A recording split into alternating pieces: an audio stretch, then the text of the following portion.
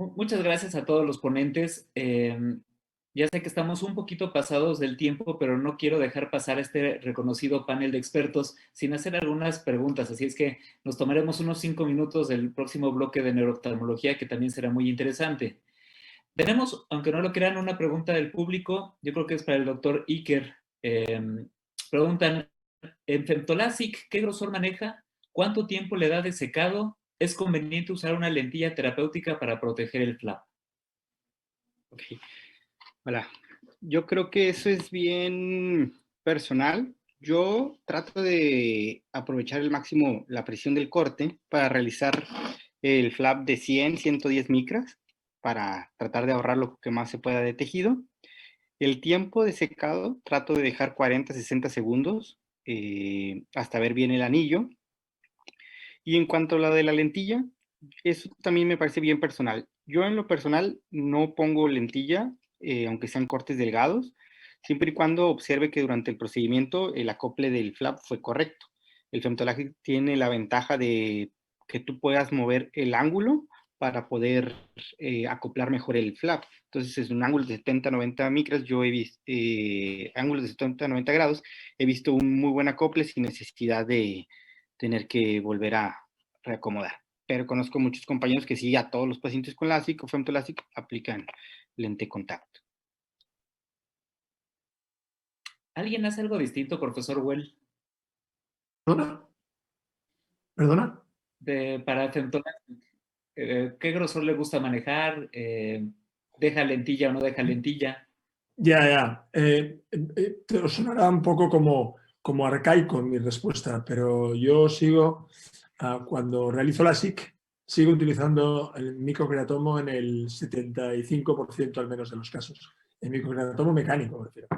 En cualquier caso, cuando utilizo el femtosegundo, ni cuando utilizo el microcreatomo mecánico, coloco lente de contacto, excepto en situaciones especiales, cuando no ha habido problemas epiteliales, cuando realizo esta técnica en pacientes que tienen queratoplastia previa o en pacientes mayores que tienen cirugía de cristalino previa. O sea, en aquellas situaciones en donde sospecho que la probabilidad de que ese flap se pueda desplazar, coloco lente de contacto. Si no, no coloco lente de contacto.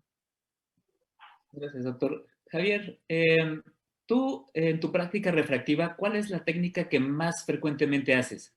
Y tú mismo, Javier, ¿crees que el SMILE llega a desplazar al láser de Excimer? Yo, como tú sabes, siempre he sido como 50% lamelar y 50% superficie.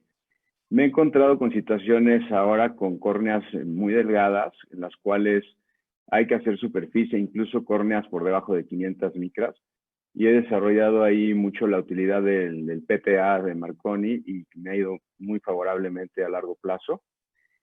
Respondiendo a la segunda pregunta, pues yo no creo, yo creo que la cirugía fotoablativa de superficie ha avanzado muchísimo.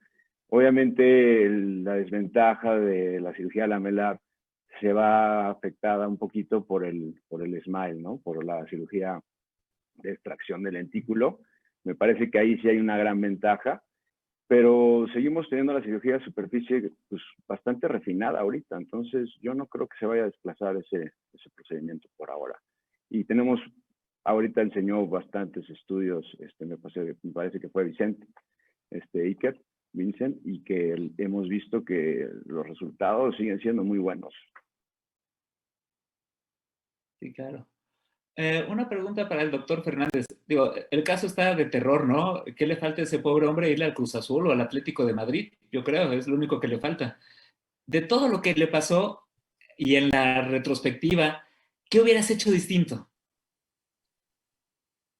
Claro, obviamente ya viendo el problema desde las gradas, la cosa cambia, ¿no? Ya una vez que pasaron todas estas situaciones y que ya uno tiene el diagnóstico más claro, tal vez desde un inicio, si hubiera tenido la oportunidad de hacer una citología, no solo basarme en las tinciones, ¿no? Y ver ese panus, sino hacer una citología, tal vez en casos donde los pacientes tienen los recursos, también se puede hacer se pueden hacer biomarcadores, pero por lo menos una citología es algo muy básico que nos puede ayudar a reforzar el diagnóstico de una insuficiencia límbica. y en todo caso, pues antes de irnos incluso al femtolamelar, aportar alguna de las técnicas que nos dio hace rato Alfonso Sabater, ¿no? Para mejorar ese limbo antes de continuar todos los procedimientos. Además, pues bueno, obviamente ya conociendo también ahora el apego del paciente y el seguimiento que tuvimos, que a lo mejor no era ideal los cuidados que tenía el paciente, también en un inicio pudiéramos haber optado por estos plasmas ricos en plaqueta desde el lamelar, pero con el riesgo también a la contaminación, ¿no? Que era otra de los problemas como tuvimos ahí por ahí en el lente de contacto que estuvo usando el paciente. Entonces, lo principal es regresarse y ver el diagnóstico inicial que causó el Haze en el crosslinking y tener mucho en cuenta esto antes de seguir con el resto de los procedimientos, ¿no? Porque la mayoría, pues sí pueden ser por los factores que siempre tenemos en cross, pero el estado de la superficie y la lágrima es algo que a veces puede pasar desapercibido algunos detalles y hay que tener mucho cuidado. Sí, como dicen, en el detalle, como diría Cantinflas, ¿no? Doctora Velasco, tenemos una pregunta del público. ¿Opera uno o dos ojos y darle prioridad a contener el cono o a corregir la ametropía en tratamientos de queratocono? Bueno, cuando el paciente es candidato, está indicado operarle los dos ojos, opero los dos ojos. Bueno, ahí en el hospital operamos siempre un ojo primero y después el otro, pero si hay posibilidades que el paciente tenga la posibilidad económica de pagar al mismo tiempo, se pueden hacer los dos ojos al mismo tiempo. Ahora, como lo comenté, este no es un procedimiento refractivo. Por supuesto que puede mejorar parte del astigmatismo y de la esfera, pero no está considerado, yo siempre les digo a los pacientes, sí va a ver a lo mejor un poquito mejor, pero no es una cirugía refractiva. Más que todo es para mejorar y pues ahora sí que mejorar la forma del cono, o sea, que nosotros podamos adaptarle mejor el lente de contacto, porque estos pacientes seguro acaban de todas maneras con una rehabilitación con lente de contacto. Entonces, no estabiliza como tal la córnea, sabemos que lo que estabiliza es el crosslinking, ese es el que va a evitar la progresión, pero esto es más que todo nada más para mejorar la condición de la córnea. Javier, así 3 perlas de cuándo decides tú quitar anillos y si quieres comentar algo más de anillos.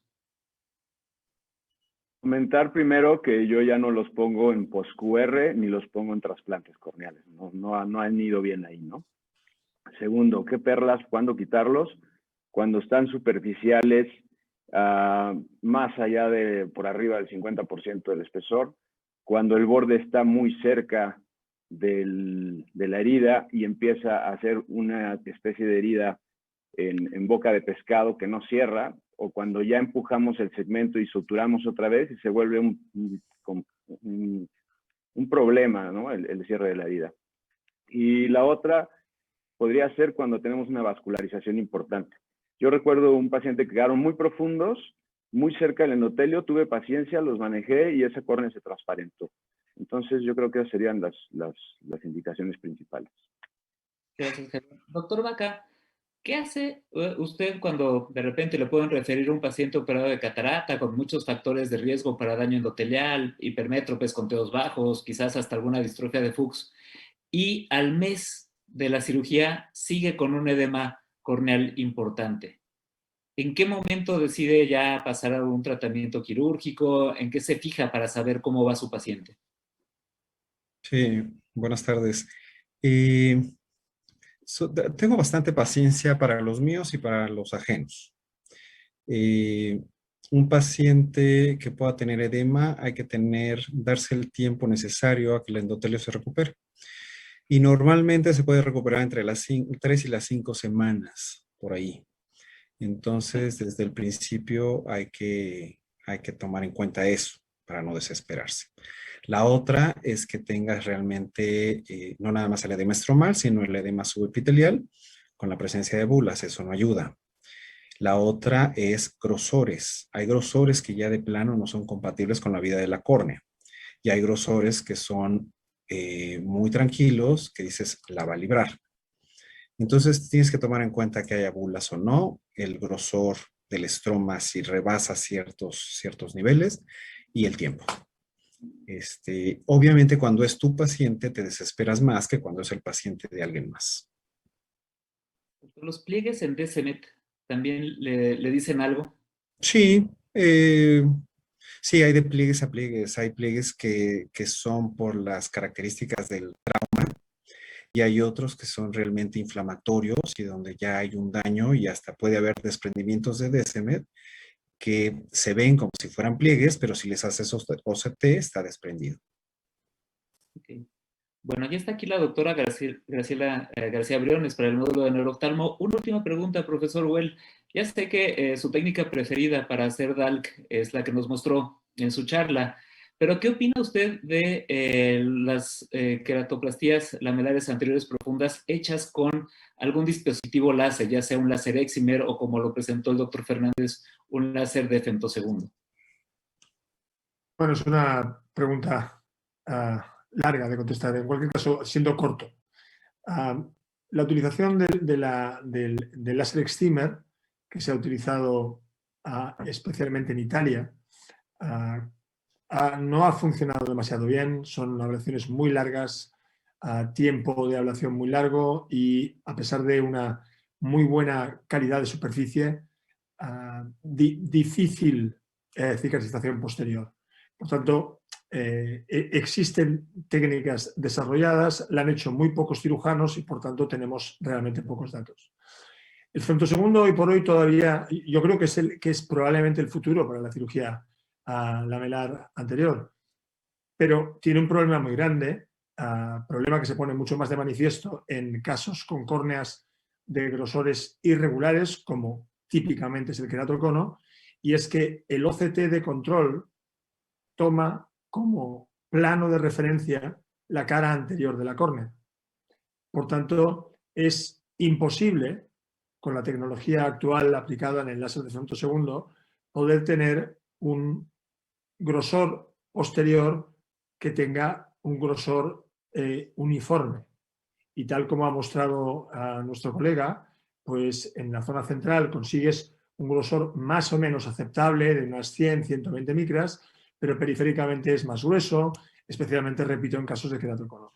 Por tanto, aunque el femtosegundo ha mostrado que aún trabajando muy posteriormente no lesiona el endotelio y por tanto esa es una cosa buena, hasta que no mejore el software con el que trabajan la mayor parte de láseres, no va a ser una técnica que pueda competir ni de largo con las técnicas de disección manual. O sea, yo he visto muchos pacientes operados con láser de femtosegundo y las visiones a las que llegan están de lejos inferiores a las que conseguimos con la técnica de la burbuja.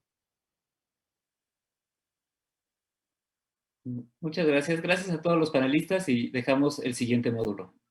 Gracias a todos. Gracias. Un saludo. Gracias. Gracias.